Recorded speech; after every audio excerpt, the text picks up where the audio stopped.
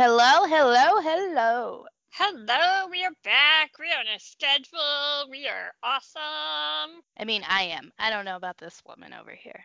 Okay, I'm not awesome. I don't care.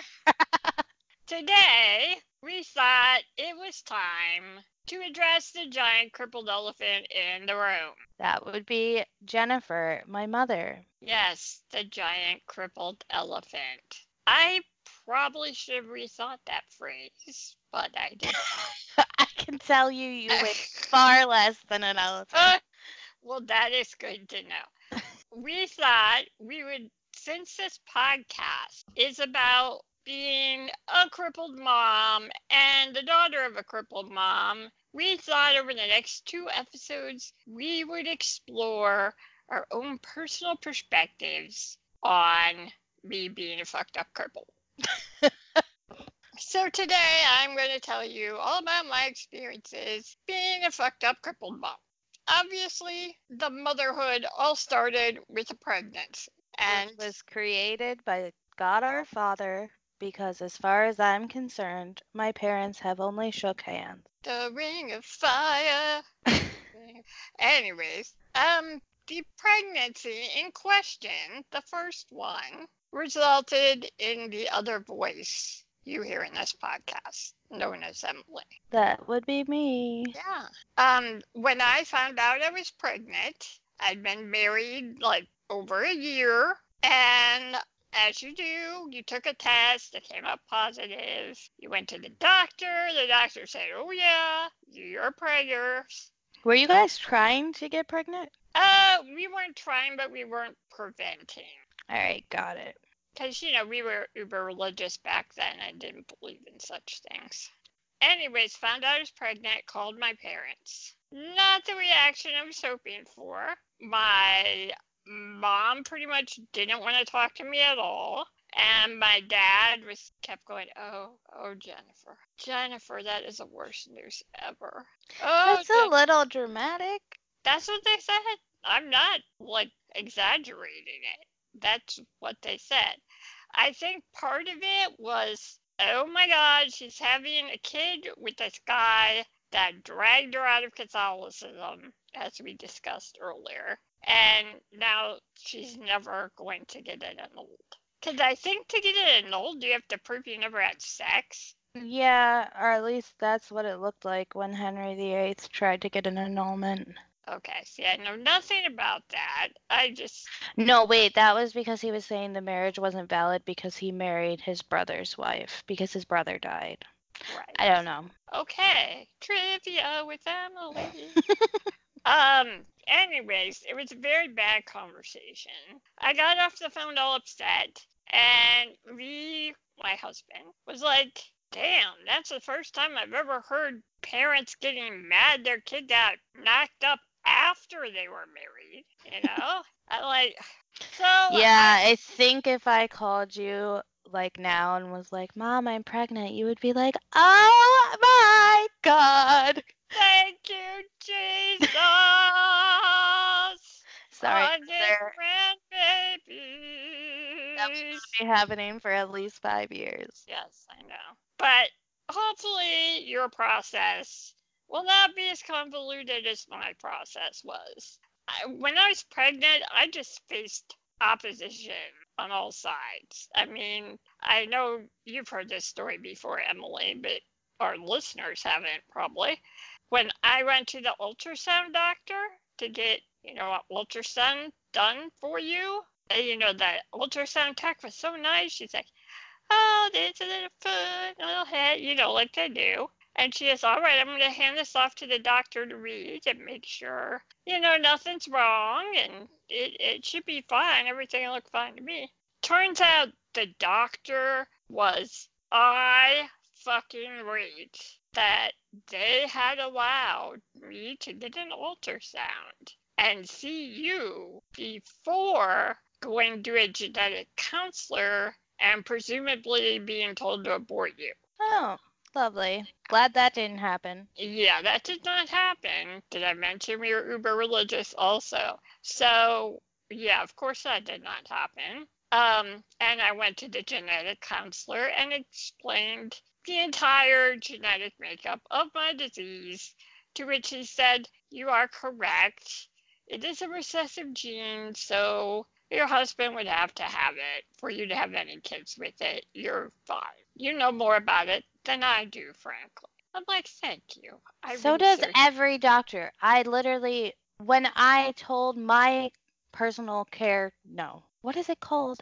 Personal care physician? Yeah, primary care. That's what Primary, right. I told her. I was like, yeah, my mom has muscular dystrophy. And she was like, oh my God, have we gotten you tested? And I was like, bruh, I don't have it because I can walk. Well, I mean, you do carry a recessive gene for it, but Yeah, but she was like convinced I was suddenly gonna like just lose spontaneously my crippled. ability to walk. Like, you went to med school. I didn't. I know this and you don't. That's concerning.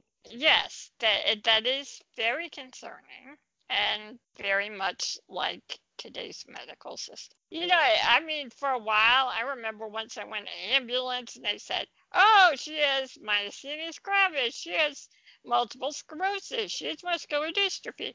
They went through every like M disease that started with M. I had it.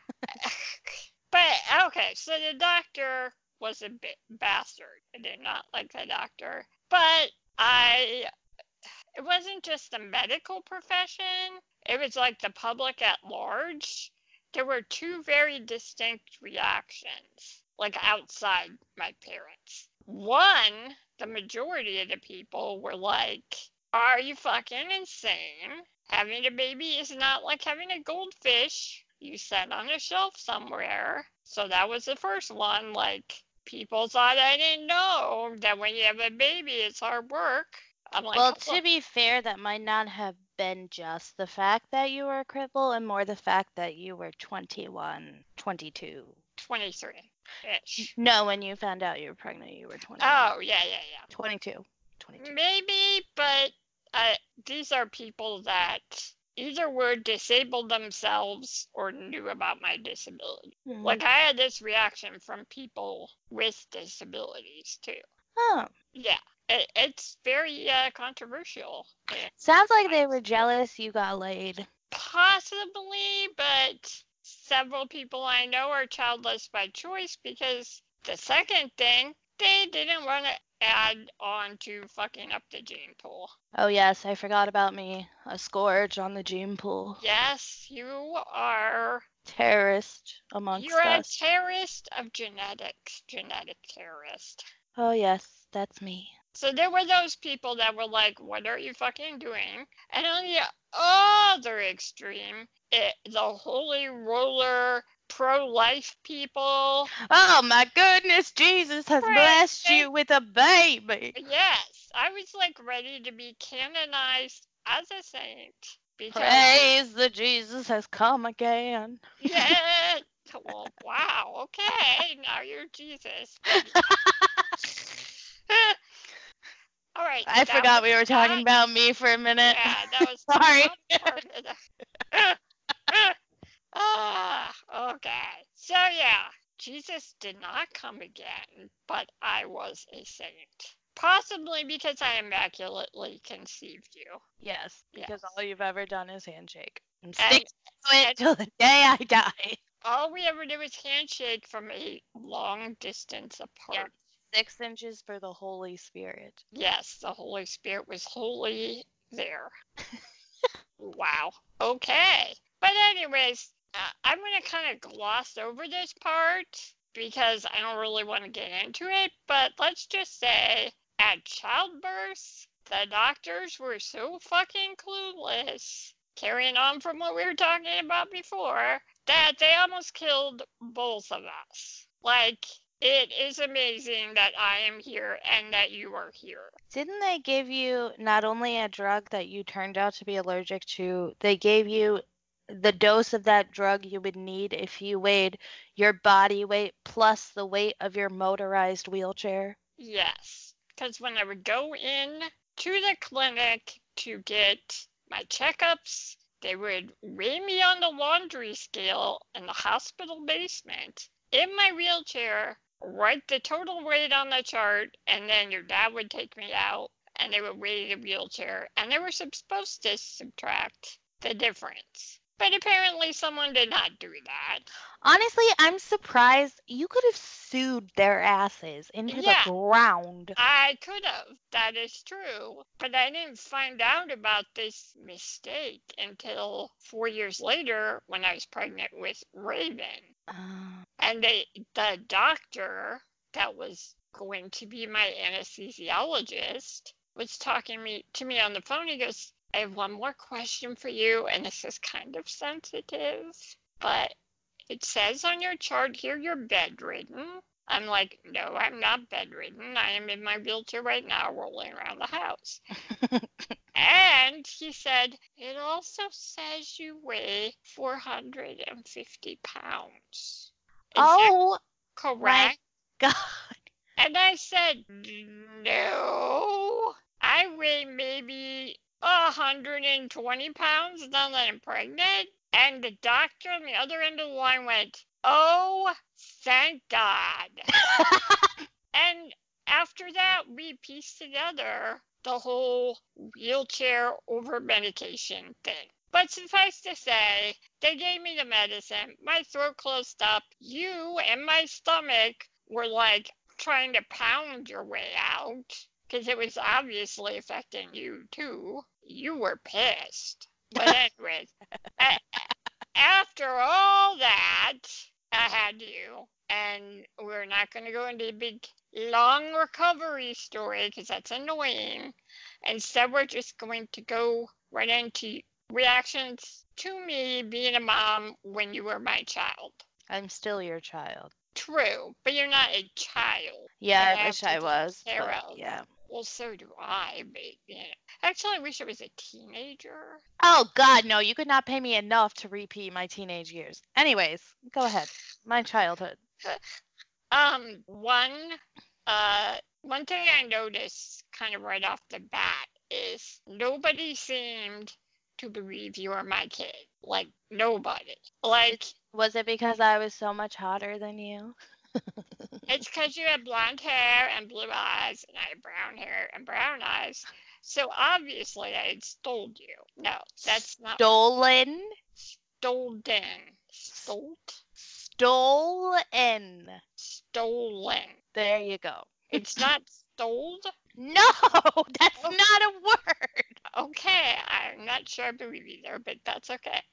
Anyways, I remember one time our friend Liz was carrying you, and I was walking next to her. I think we were at the mall or something. And someone came by and went, oh, what a cute baby. And she looked at Liz, looked at you, and she just, oh, she must have her father's eyes. Which is true. You do have your father's eyes. But she was looking at my friend thinking that she was your mom. I got that all the time. Mom, cripples don't have kids, obviously. Well, just like they don't have sex because they shake hands across an empty couch cushion. To be clear, it's not because you're crippled that I know you did this. It's because you're my mother. And I have no choice but to think this way. Otherwise, I will be scarred and never sleep again. Okay. Well, anyways, something happened, and now you are here.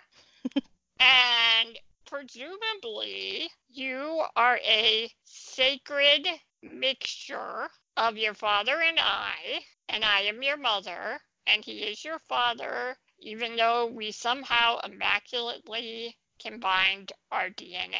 Okay? Got it. So, remember the people I was talking about that were like ready to canonize me? Mm-hmm. Once I had you and I was seen around with you, I was full-on pro-life saint. I mean, I was canonized or whatever they do to make saints. I was a poster mom of anti-abortion people everywhere. They were like, oh, look at this girl with all these troubles, and she still chose to have that baby. It was bad. And I also, in my Are you falling asleep? No, I'm here. I I'm like just letting you talk instead of being sassy for once. Well, no, be sassy. Sass is fun. I mean, you know that I am the poster mom. Yes, you were the perfect mother. I was. I was also what I would like to call the gimp guru of motherhood. Back when I had you, there weren't a lot of people with my disability having kids. And there was like one other person I was aware of that had kids. Yes, because you know everyone in the world. No, I obviously don't, but when I got at that time, as I got on the internet and got in different groups with people with my disability, they would all ask me questions. So, anyways, I gave people with my disability so much advice about having babies with spinal muscular atrophy. I had like a website set out describing my story, all the medical shit that I went through. So yeah, I was a font of knowledge. Or at least I like to think I was. But once you were older and got out into the world, suddenly everybody was a critic. Like everybody, besides the cult of Saint Jennifer people. Okay. And everybody was a critic, except I noticed a lot of the kids that you guys knew not only were not critical, but they thought I was really cool for some reason. I remember when I would walk you to school. Yes, walk me to school. All right, because you can walk. School with Raven. I did that occasionally because I was poster mom.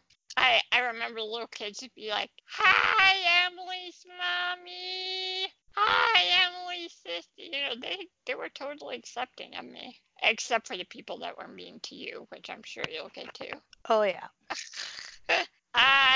But everybody was criticizing me. They're like, "How could you have a child? You're gonna have way too much responsibility." And I'm like, okay, yes, they do a significant amount more housework than normal children.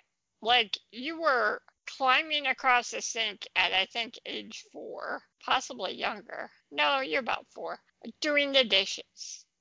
Things like that. Or there was the infamous time you were running the sweeper while simultaneously sucking your thumb, and you went to plug it in and went, "Oh,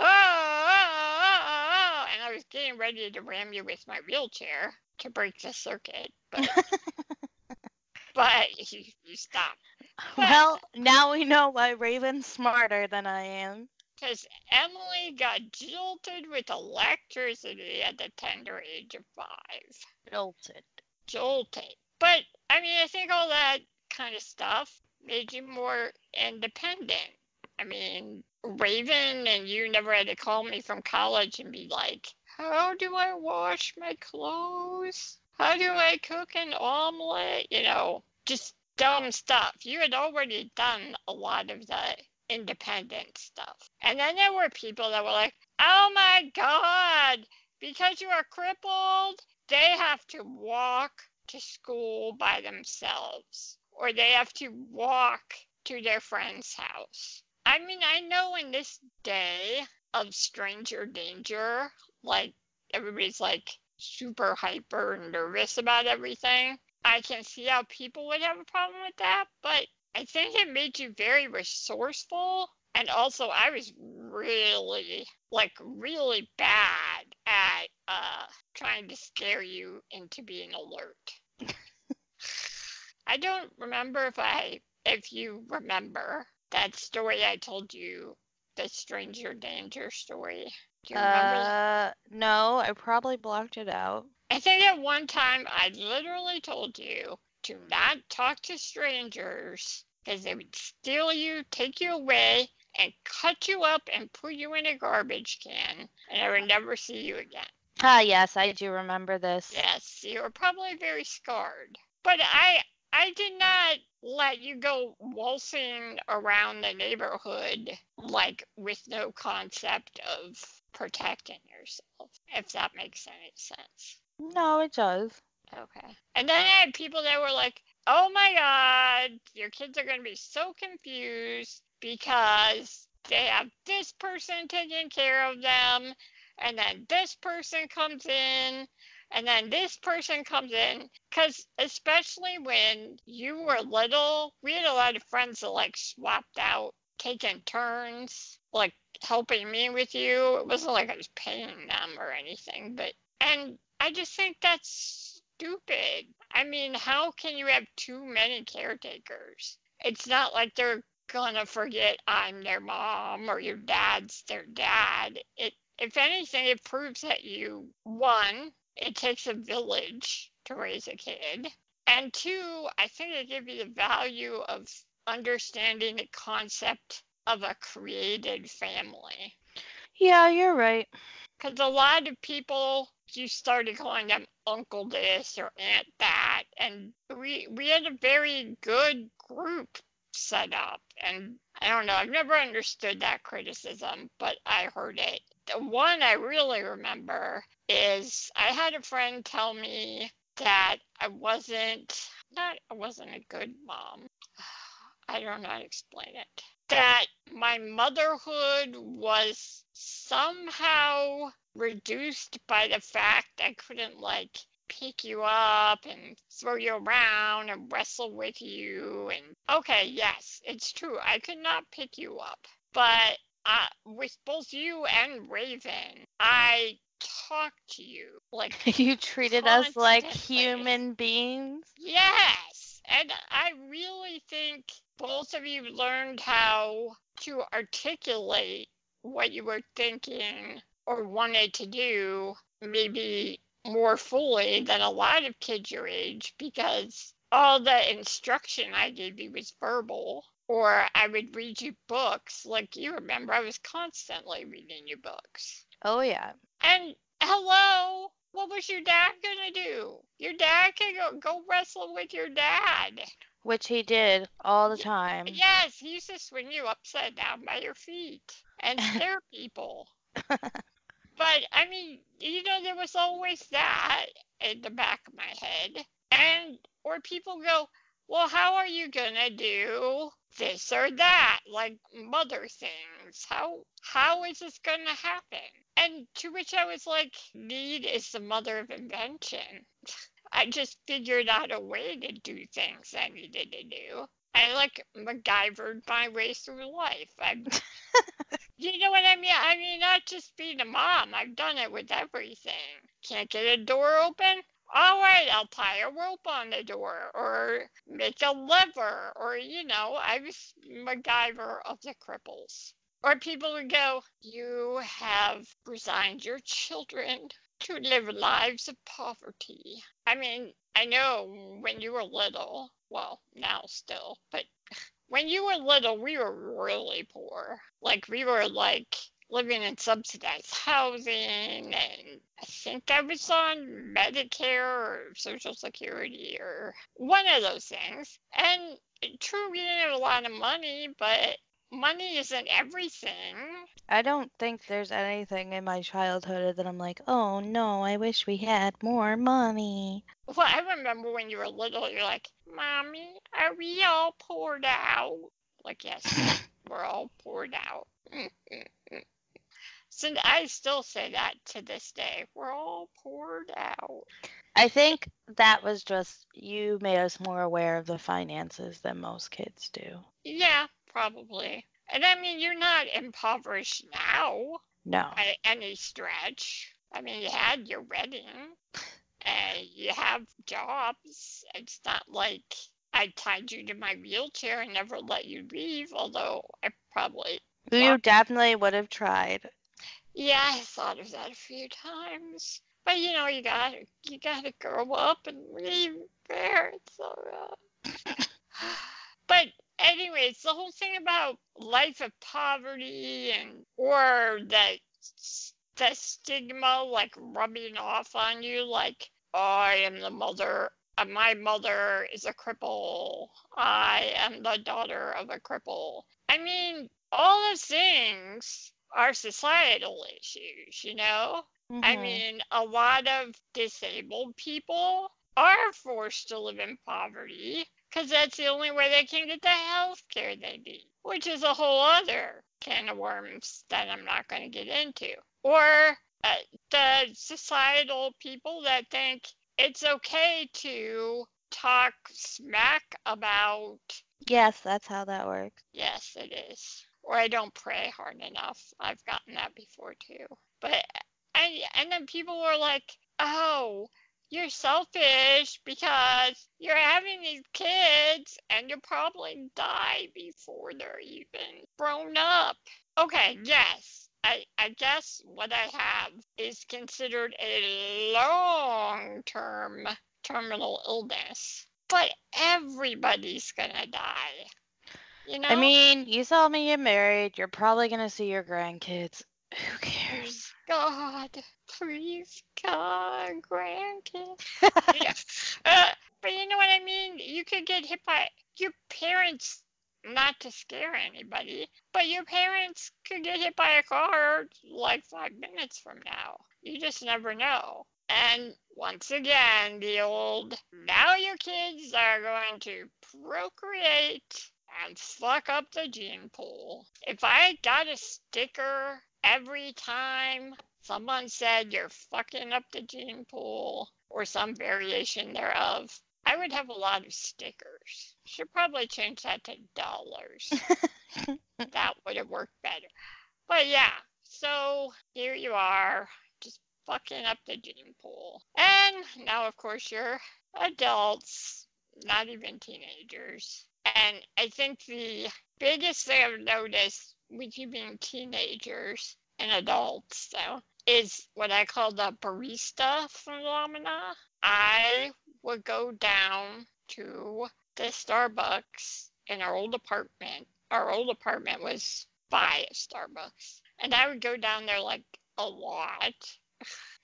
And they like to the point where they knew me by name and knew what I wanted to drink and put a straw in it, etc. And they also knew you girls a lot. So one day your dad went down there to get me coffee, and one of the baristas like, "Oh, that's his daughter." And he was like, "What?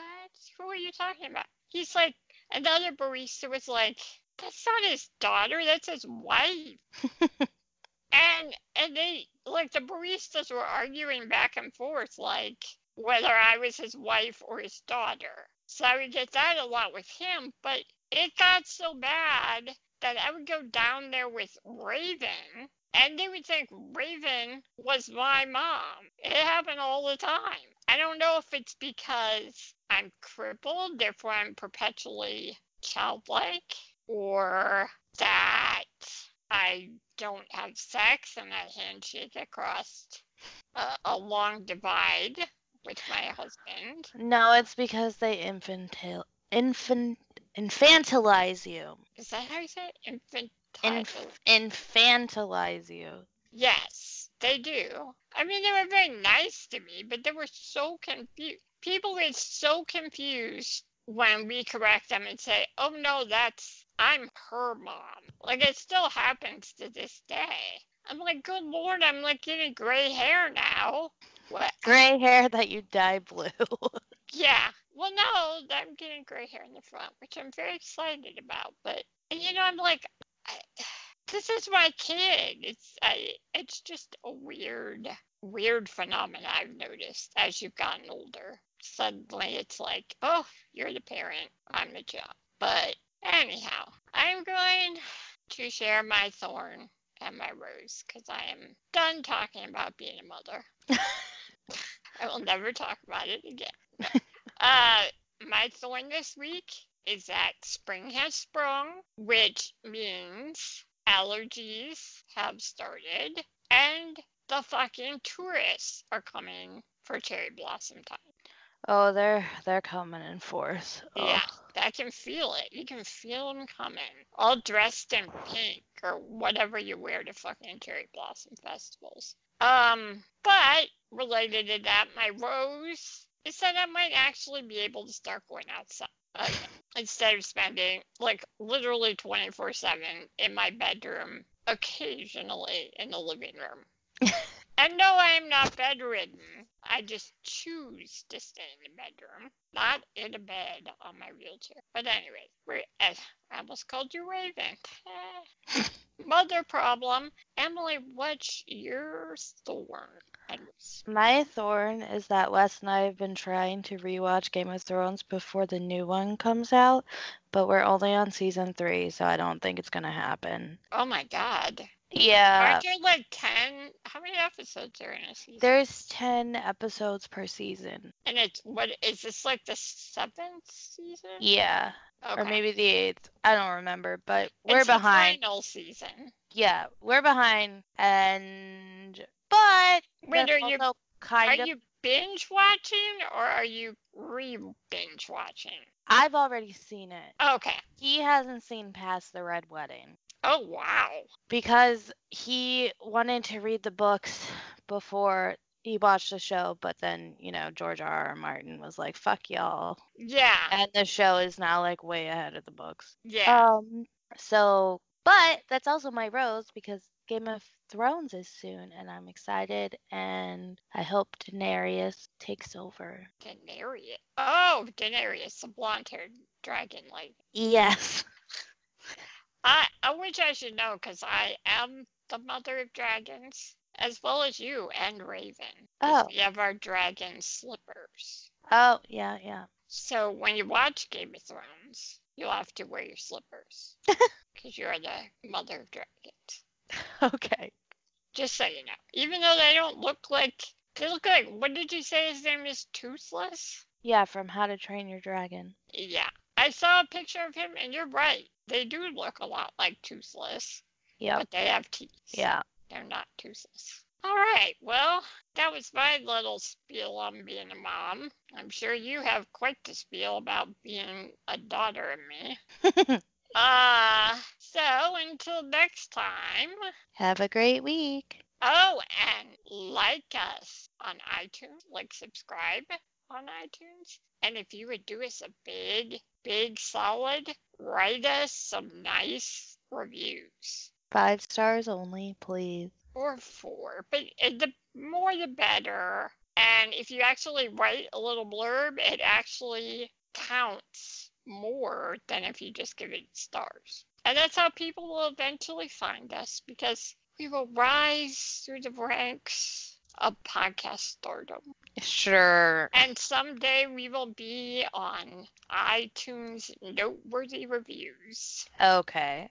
Yeah. And we'll have sponsorships by Casper, who will mail us mattresses. Yeah, okay. Fantasy. Keep on dreaming. But yes, at the very least, subscribe on iTunes and rate and review. Thank you. And we'll be back next time. We're trying to be on a schedule, so yay. All right. Bye. Bye. Follow us on Facebook, Instagram, or Twitter at Slightly Off Center Podcast. You can also find us on Patreon and give us shit tons of money. So we don't have to cam or sell an organ. Also under Slightly Off Center Podcast. And if you need any advice, beauty, life tips, we're probably not the people to ask. But you can still send us an email at slightyoffcenterpod@gmail.com.